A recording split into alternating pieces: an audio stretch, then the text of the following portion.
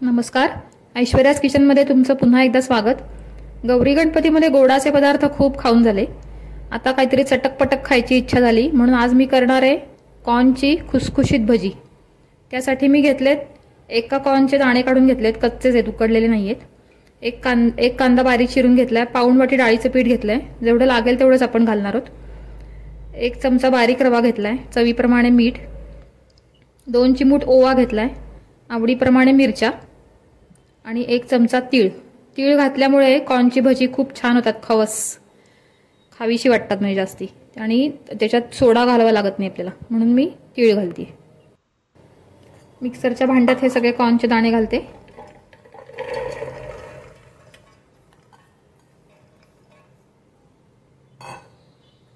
मिरच्यांचे तुकडे आणि चवीप्रमाणे मीठ असं घालून ओबडधोबड वाटून घेते. मिक्सरमधून कॉर्न, मिरच्या आणि मीठ असं ओबडधोबड वाटून घेतलंय. याच्यावर आता मी ओवा, तीळ, बारीक रवा घालते, कांदा घालते. कांदा घालण्याचं कारण असं की कधी कधी हे कॉर्न खूपच गोड असतात, त्याची थोडीशी गोडसर चव मारली जावी म्हणून कांदा घालायचा. हे सगळं नीट मिक्स करून त्याला घट्टपणा आणण्यासाठी डाळीचं पीठ घालायचं, जेवढं बसेल तेवढंच घ्यायचं. आधी निम्म घालते.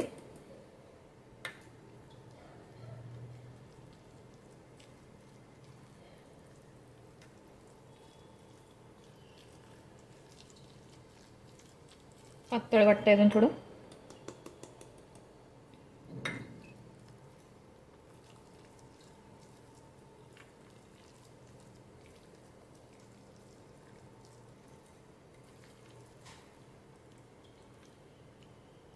सगळं पीठ लागणार आहे, पाऊण वाटी पीठ सगळं लागलेलं आहे. हे नीट कालवून घेते आणि भजी तळूया. ते कढईत तेल तापायला ठेवलंय. चमच्यानीच अशी गोल गोल भजी घालायची.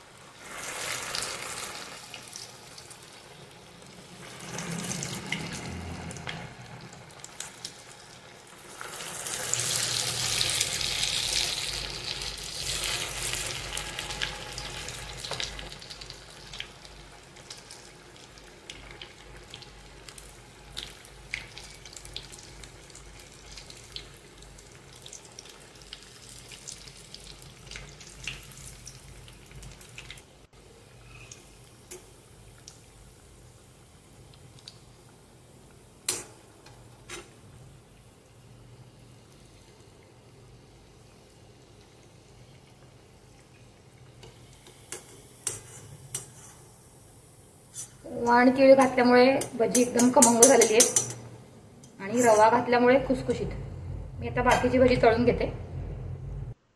कॉर्नच्या खुसखुशीत भज्यांबरोबर खाण्यासाठी एक चटकदार चटणी करते, थोडीशी वेगळ्या चवीची. यासाठी मी घेतलेत अर्धी वाटी ओल्या खोबऱ्याचे काप, कोथिंबीर, 2 मिरच्या, अर्धा चमचा जिरं, चवीप्रमाणे मीठ, अर्धा चमचा साखर आणि 1 चमचा दही.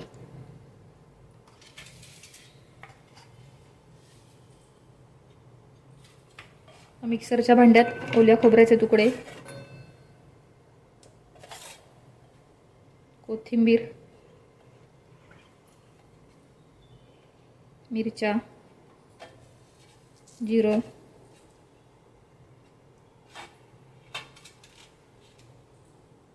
चवीप्रमाणे मीठ,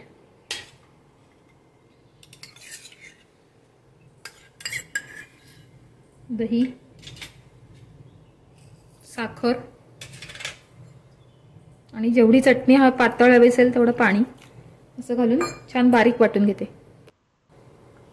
मस्त चटणी तयार झाली आहे. दही घातल्यामुळे ह्याला टेक्स्चरही क्रीमी येतं आणि दह्याची एक पर्टिक्युलर चव छान येते त्याला. आपण एरवी चटणीत आंबटपणासाठी लिंबू घालतो, पण यात दही घातल्यामुळे खूप वेगळी चव येते. दही, साखर आणि मिरची हे सगळंच असल्यामुळे आंबट, गोड, तरीही तिखट अशी चटणी एकदा करून बघा, खूप मस्त लागते. स्वीट कॉर्नची खमंग आणि खुसखुशीत भजी आणि त्याबरोबर दही घालून केलेली चटणी तयार आहे. मग तुम्ही करून बघणार ना?